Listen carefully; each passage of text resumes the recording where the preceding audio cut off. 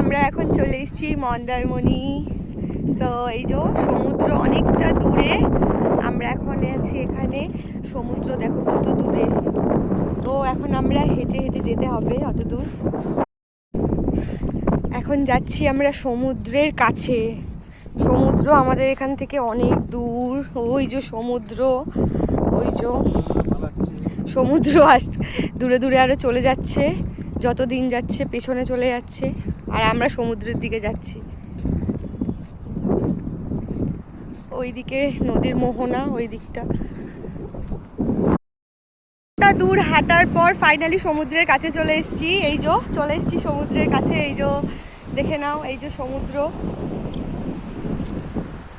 এতটা হাঁটার পর ফাইনালি সমুদ্রের কাছে আমরা আসতে পেরেছি।